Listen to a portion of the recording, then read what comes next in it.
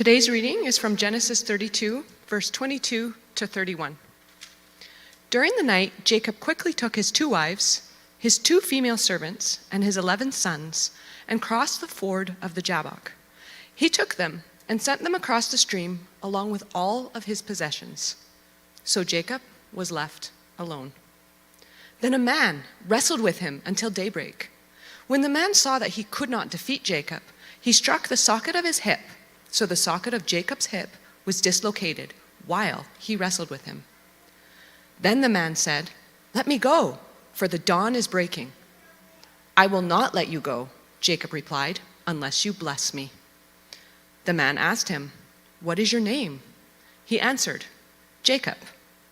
"No longer will your name be Jacob," the man told him, "but Israel, because you have fought with God and with man and have prevailed."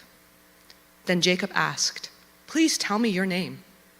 "Why do you ask my name?" the man replied. Then he blessed Jacob there.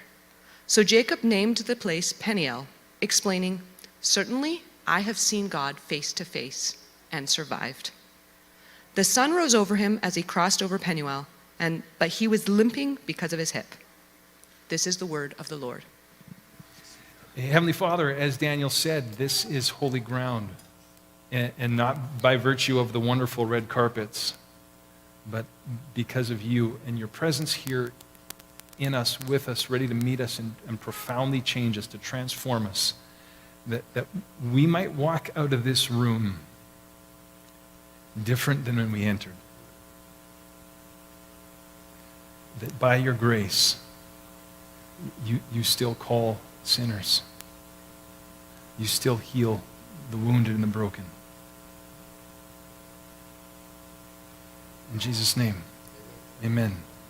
There was actually some research done on Christians, on followers of Jesus, to see where in their lives they had grown the most spiritually, the most in their faith, the most in their character.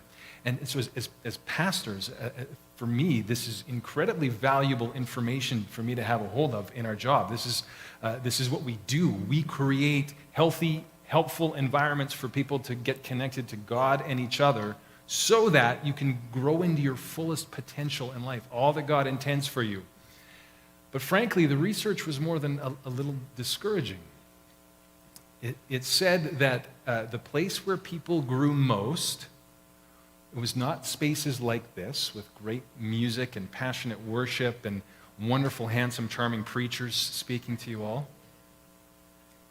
It wasn't great kids ministry spaces or Bible studies or men's group or women's group. It was none of those. In fact, what they revealed was that it was not a place you go to. It's the times and the seasons that you go through. According to this research, the places that people grow the most, it's in times of crisis. The times when they've struggled more than they want to. They're dealing with profound loss and heartache. The times when desires are frustrated. When relationships get complicated, when finances have dissipated, when your faith is really tested. And like I said, it's kind of discouraging, because over the years here, we have had kids pastors and youth pastors and pastors of connection and lead pastors, and we've had pastors, all kinds of pastors, but never have we ever had a crisis creation pastor. We have never paid anyone to make it their job so that they show up in your homes or your workplaces to stir up trouble for you so that you can grow into all of your God-given potential. We do have people that do that for us. We call them the 9 o'clock service. That's their job.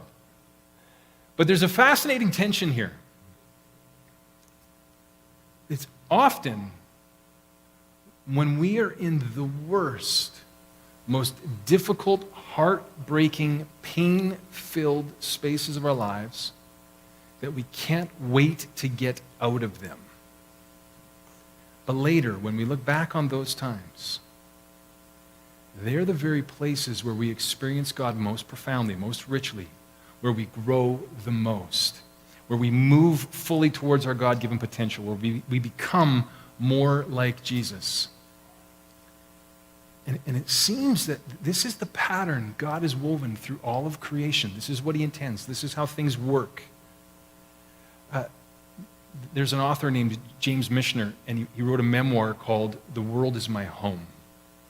And at the beginning of it, he tells a story from when he was a boy about an old farmer that lived down the road from him. He says that one spring, they saw this farmer looking at an apple tree on his property that had been unproductive. It had stopped bearing fruit.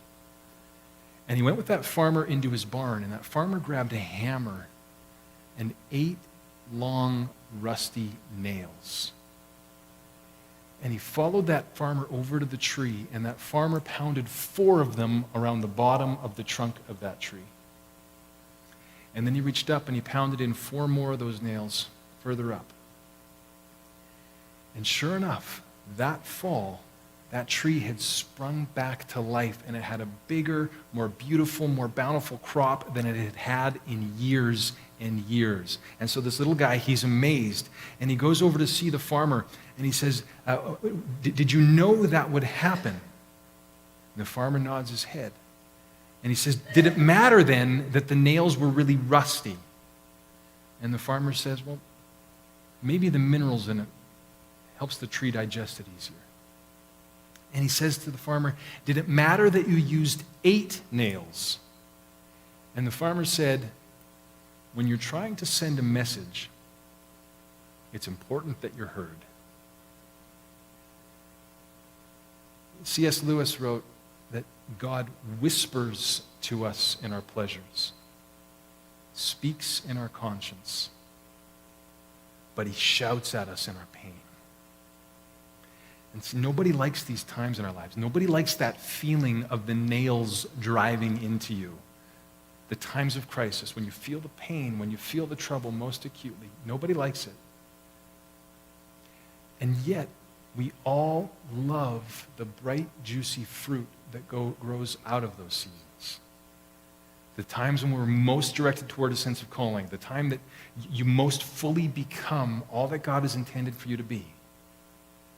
And so, it seems to be that the places you most want out of, they're the very places you get the most out of. And so here is the risk. The temptation is to flee, to avoid them. But if you do, you are denying yourself the most profitable growth in your life. You're robbing yourself of your greatest potential. This is what's happening in this really weird story we just read about Jacob. It's a bizarre scene, and it is the climax of his life.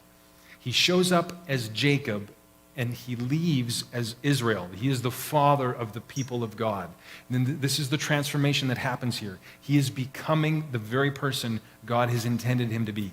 And so the name change, it's crucial. It's very important, because the name Jacob means the grabber. Literally is what it means, the grabber. It means he's the deceiver or the trickster. He's the schemer, the scammer. He's always working over other people. And up to this point in his story, Jacob, one of the patriarchs of the faith, he has been living up to his name. There's a personality metric that researchers use to determine certain personality characteristics in people. And they call it the Machiavellian Scale. And it's exactly what it sounds like. It measures a person's tendency to put themselves above other people. It's their propensity, their disposition to try and manipulate people and circumstances towards their own ends, towards their self-interest, the way they're trying to get the upper hand in life. And Jacob's Machiavellian score would be way off the charts. He's completely absorbed in his own self-interest. It's what drives him. See, every family has one of these characters in it. I know most of you, you're going through the family picture right now, trying to figure out who it is in there that is the Jacob. And if you're not sure who it is, that means it's you, just so you're aware. But Jacob, he's the second born of twins, and so his older brother Esau came out first. And right from birth, Jacob gets his name because he's clutching at Esau's heels. He's grabbing them. And it's like he's trying to pull Esau back in so Jacob can come out first. In that time, in that culture, the firstborn son gets the bulk of the inheritance. They get the property. They get the family legacy. They get the blessing from their father to continue the family lineage, the family story. And it's like Jacob, before he's even born, it's like he already knows what's going on, and he's already trying to angle things towards his advantage. It's just who he is. And eventually, he will con his older brother Esau out of that blessing. Esau will give it up for a bowl of soup, for a bowl of stew. And Jacob deceives him and takes the whole thing for himself. And Esau is so furious when he understands what happens, and that Jacob has also deceived their father Isaac. He's so furious that he swears he will kill Jacob as soon as their father Isaac dies. And apparently it's really difficult to enjoy blessing when someone is trying to kill you. So Jacob runs for his life back to his mother's homeland. And he stays with her family there. Ends up staying with his uncle Laban. And again, Jacob will spend the next 20 years living up to his name. Him and Laban are always at odds, always trying to outdo each other. And eventually, Laban and his sons have had enough. Jacob has married Laban's 2 daughters, Rachel and Leah. Jacob came with nothing, but he has these massive flocks of sheep. He has these herds that have outgrown even Laban's. And so they're starting to feel just like Esau, that Jacob is getting rich at their expense. Jacob is taking advantage of them, and they're suffering for it. So they're getting ready to kill him. And so Jacob, he has to flee again. He's got his brother in his homeland that wants to kill him, and his in-laws here that are ready to do him in. And so he has no choice but to leave. But he gets this promise from God. Go back to your homeland, and I will be with you. God promises this scheming trickster, it's okay. I'm with you. I'm on your side. And that's what leads up to this wrestling scene on the riverbanks. Now, most of us, we don't end up in a scene like this where it's literally life and death. Someone wants to kill you. But all of us, like Jacob, we're all wrestling with some degree of this internal corruption. All the ways that our self-interest drives us to take advantage of people and circumstances to get our will done. And God is faithful. God will conspire in your life's circumstances to bring you to confront it. It will happen for all of us. I read a story in the news this week about a nun who ran a Catholic school in the States, and she ended up getting sentenced to 1 year in prison. She had embezzled $835,000 from this Catholic school she ran, and it gets worse. She used a big chunk of it to fund these really lavish gambling trips to Vegas. That's where she was spending the money. And the prosecutor wanted her to get a 2-year sentence, but the judge, he figured she was a nice person. I mean, she's a nun after all. He only gave her a 1-year sentence. He went easy on her. I mean, she's a nun. It just seems she fell into a bad habit. Oh, thank you. Thank you. A nun, a bad habit. I'm so glad. I only needed one person to get it, and it was worth it. But it happens for all of us. It happens for everyone. I mean, this woman, she has spent her years, her life, her identity serving God and his church, and then it turns out she was using it, taking advantage of it to spend on herself, to serve herself. But it happens for us. Maybe we want people to see us a certain way. Maybe we want people to think we have it all. We have it all together. And we hide our weaknesses. We project our strengths. We wear a mask to appear like somebody else. That we're just not the Jacob. We're not the schemer.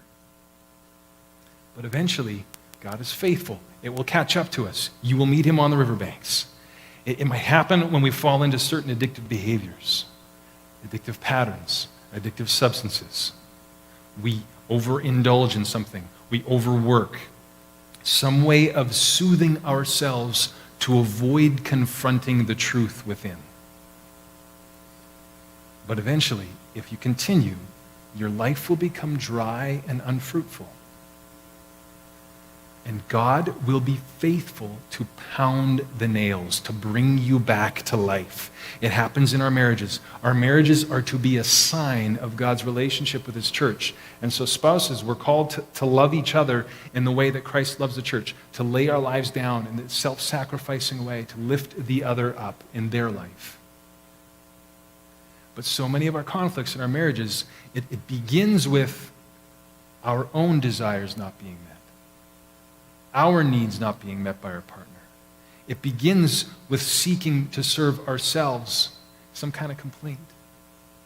And the fight can seem like it's with your spouse, but really, this is your showdown at the Jabbok River.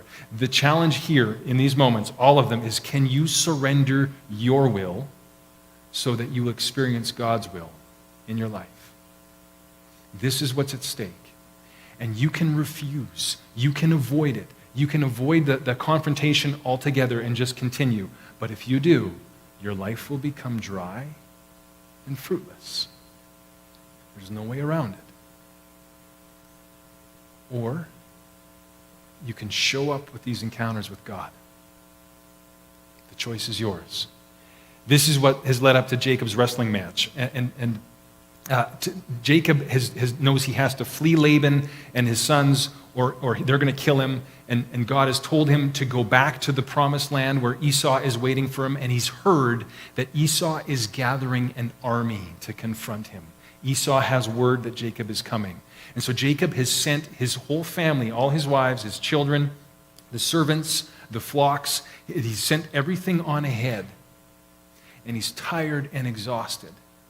And he gets to the riverbanks and he is all alone at the Jabbok. And this is where there's some really creative writing in Hebrew here. Jacob, his name means the grabber. He's the crooked con man. And the Jabbok sounds the same in Hebrew as Jacob. It's the crooked river. It's the place there's no way around. And the verb that they use here for wrestling or the grappling with, it's the verb form of Jacob, of his name. It's Jacob is being Jacobed at the Jabbok. And it's supposed to build the intensity of the moment. We're supposed to know everything is coming to the climax here. It's telling us, pay close attention. This is what matters most. He is all alone. There are no schemes left to try here. No way around it. Everything here, it's all in God's hands. And we're supposed to be asking, what is going on? Who is this man that has showed up? Is it Laban? Is Laban come to finally catch him, or one of his sons to kill him? Is it maybe Esau has snuck up on him, or one of his men? Maybe it's a bandit. Who is it? And the truth is, it could be anybody. Everybody has it out for Jacob. And so Jacob and this mysterious figure, they're holding on to each other. They're pushing against each other all night for hours. This is the longest, most exhausting, terror-filled night of Jacob's life. He would rather be anywhere else in earth, even in Laban's hands or in Esau's hands, than here with this man. But this is what happens to us in our worst moments. This is when our internal realities get confronted by our external circumstances. In the middle of them, it feels, this, like this long, endless, tiresome night that you just can't get through. No energy left. No resources left. No way to keep fighting. When have you found yourself at the crooked river? And the truth is, you might be surrounded by people all around you, even now. But you're all alone. You're isolated. Your mistakes, your faults, your foibles, your missteps, all of it has cut you off from the people around you. You're cut off. And then you end up in this wrestling match. And here's what it is to wrestle with God. It's the battle between forcing your will for your life or finally surrendering to God's. And in these times, our greatest fear and our greatest hope are the very same thing. It's God himself. And so we have this deep temptation to try and flee the consequences of the darkness we've created. that will do anything not to face them. And at the Jabbok, you just can't run anymore. There's no way through. There's no way around. Darkness surrounds you. At the Jabbok River, you are like Jacob. You are in a battle for your life. And you feel like you could just break at any moment, like you can't survive this. But at the same time, you know you can't surrender. And so you push, and it's exhausting. And it wears you out, and it wears you down. When I was a teenager, I competed in judo. At the time, I was provincial champion, and I competed at the highest levels in Canada. And at a tournament, at one point, that season of my life had my eye on the Olympics, which of course are on right now. And at a tournament, you might have, if over the whole weekend, maybe 5 or 6, or if you went really far and the tournament was really big, maybe as many as 6 or 7 matches in a weekend. And each of those matches are only up to 5 minutes long or less. And so if you went the whole way through the weekend to the medal round, your combined minutes of grappling, of fighting, might be 25 minutes or so. But those 25 combined minutes, all the energy, all the exertion, it'd be enough just to wear you right out for days, tired for days, aching for days. And here, Jacob is in the battle of his life. All of that energy, all of that strain, hour after hour after endless hour. And he knows if he gives in, it will be the end of him. And in a way, it is. In your match at the Jabbok River, it is the end of you. You come out of that, you leave there as someone different.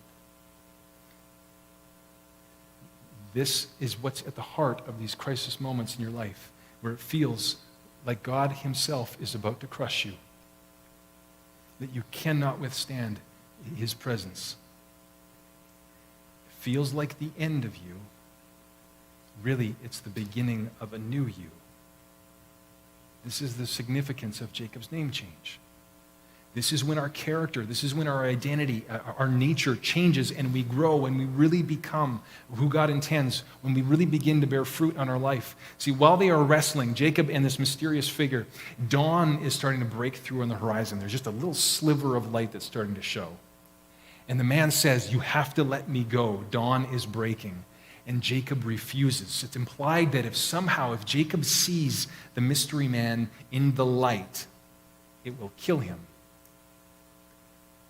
And yet Jacob would rather die hanging on than let go and be unchanged. And so he's begging for a blessing. He's begging to get the thing he's longed for his whole life, but he didn't have to trick his way into. And so the man that he's wrestling asks him, "What is your name?" And he answers, but it's like a confession. "I'm Jacob. I'm the schemer. I'm the grabber. I'm the one who's just looking after me. It's all about me." And here's how the man replies. This is where we finally figure out who this guy is and who Jacob is becoming. And he answers this way. He says, "No longer will your name be Jacob," the man told him, "but Israel, because you have fought with God and with men and have prevailed." What a name, what an identity. Would you not want to be known as that guy, fought with God and won? How can anybody battle God and win? How does this happen for us? How can you out-wrestle God in some kind of way? And part of it is that he only kind of wins. It's like just a pass. At one point, it says that the man realizes he cannot defeat Jacob. And so he reaches out and touches his hip. And in Hebrew, it's supposed to be like a little delicate little tap, like a love tap, a little feather-light touch. And at that little touch, Jacob's hip shatters, like something happened just back there, right now. Thank you for the sound effect backup. That's what happens in Jacob's hip. It's totally destroyed. Jacob will never walk the same ever again. But Jacob refuses to give up. Who is this man who is so powerful that at just the touch of his finger, he could destroy you?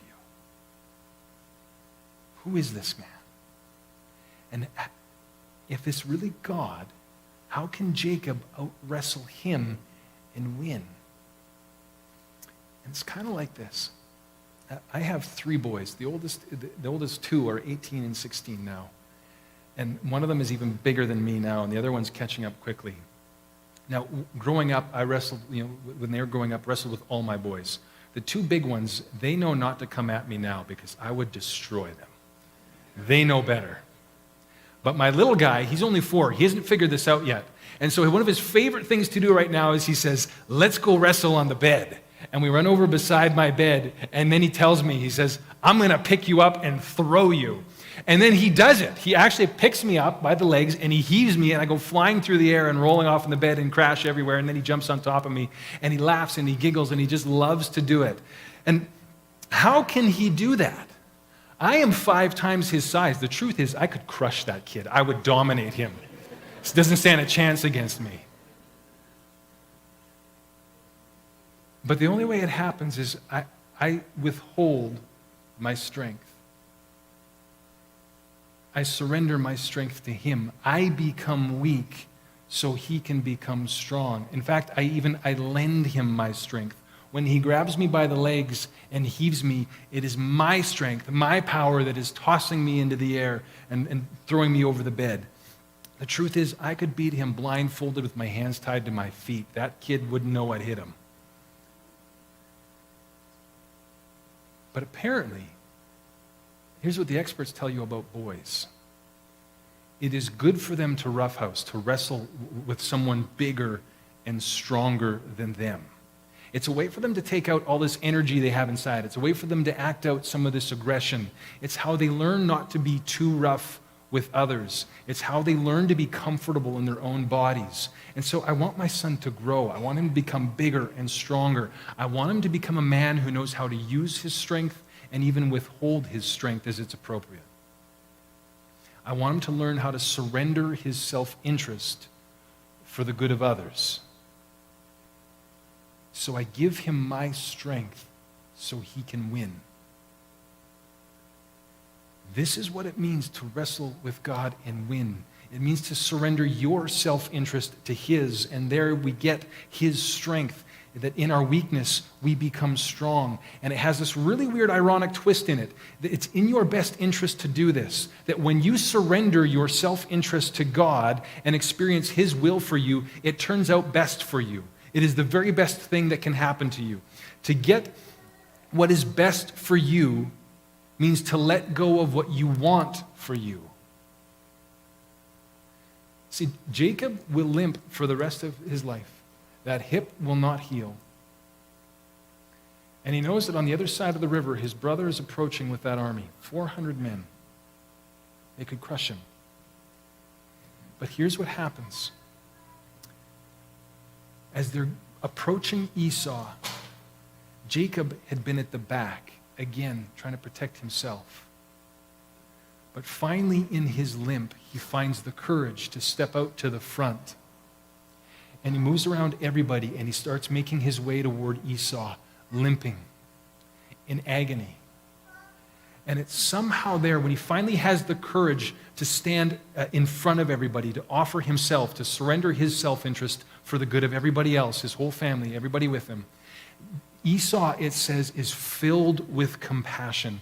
Esau goes running toward Jacob, full tilt, and he's weeping. He grabs Jacob in this big bear hug, and he's like slobbering all over him, and his messy, goopy tears and snot everywhere. It's this deeply intimate scene. Actually, the way that scene is described is the very language Jesus uses in the parable of the prodigal son. Jesus borrowed that scene to tell the story of the father and the son reuniting. This is how much emotion and compassion and love is in this, the reunion of the two brothers coming back together again. Jacob's limp has saved his life. This is what inspires Esau's compassion. And finally now, Jacob can have the life he's always dreamed of having.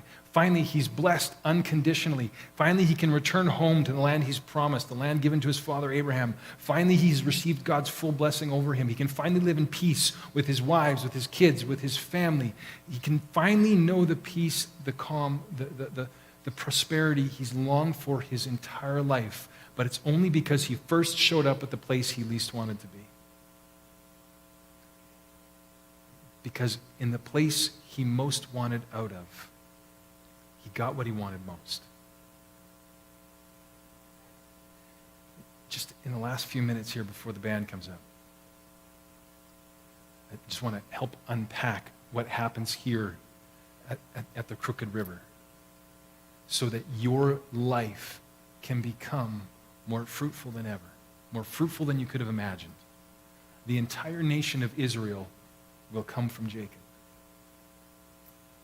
See, Jacob's wrestling match, it wounded him, it harmed him, it could have destroyed him, but it also saved his life. This is what gave him this faith. This is what made him the father of the people of God. And believe it or not, this is the potential that exists for all of us in all our worst moments. It doesn't mean you'll be glad they happened to you. It doesn't mean you'll recover perfectly. We all walk with a limp. It just means they will not be wasted for you. That the places we most want out of, we get the most out of. But it doesn't just happen all by itself. Like Jacob, it begins with this surrendering your self-interest to God, to his will. And it's there that we do this. It's that we find the redemptive twist. That's what happens here. And it's kind of like this. I talked about the Olympics before. Most of you probably know who Simone Biles is, this American female gymnast. And of course, she's been dominating female gymnastics for years. In 2016 at the Rio Olympics, she cleaned up. But that almost didn't happen for her. A couple years before that, leading up to Rio, she tore her calf muscle training. And it almost ended her career. Because not only did she need the time to heal from that injury, she also didn't have enough time to keep training. That didn't look like both could happen and that she would be in competitive form by the time the Rio Olympics happened. And so she had dedicated her entire life to winning in gymnastics. Everything so far had been about that. And here she is on the brink of losing all of it to an injury. All her dreams, all her ambition, everything she longed for. But she has an idea. She won't give up. She won't throw in the towel. So she goes to her coach and she says she has a way to keep practicing her floor routine. That when she's running and jumping and leaping and spinning and twisting, as they do, and as I don't, she says that she will run and jump and leap and do her double flip in the air, but as she lands, instead of doing a half twist where they turn as they're coming through the air and land facing inward, she says that she tells her coach, she says, I'm going to do a full twist and rotate all the way outward so that the pressure is displaced differently on my feet and it won't harm my calf muscle. And I can keep recovering while I keep training. And her coach says, you're right. That would work. But it's not going to because that move is impossible. Nobody has ever done that before. And of course, what do you think she does? She finds the redemptive twist. Not only does she perfect the move and keep training while she's recovering, but she's the first one to do the move in competition, and that means they named it for her. That move is called the Simone Biles, the double half layout with a full twist, if you're curious. And so it's incredible. From there, she goes on to Rio, she wins 4 gold medals, she dominates, but it almost doesn't happen. First the injury, first the pain, and the limp. Her dreams almost being crushed. And then the redemptive twist. And that injury ends up taking her farther than maybe she would have gone otherwise. The guy who actually came up with that term, the redemptive twist, he's a Christian professor at a university in California. And he says it's ironic that the very times in our lives that are the most painful, they end up being the times that create the deepest sense of connection with others. They bring us to the most growth in our lives. They give us that deepest sense of purpose. All the things for which we're most thankful in our life. The redemptive twist. And in one way or another, most of you experience this in one way or another. that you have to find it there. For me, 10 years ago, it didn't look like my marriage was going to last another 10 minutes, never mind these 10 years. And yet, just in spite of all the pain and all the difficulty, and my wife, she is amazing. She just kept wrestling. We just kept wrestling our way through it together. We kept pushing. And now today, I can say we have a better marriage, a better relationship, a deeper sense of connection and intimacy than we might have ever known. But first, the pain. First, the struggle, the endless struggle that exhausts you and tires you, wears you out.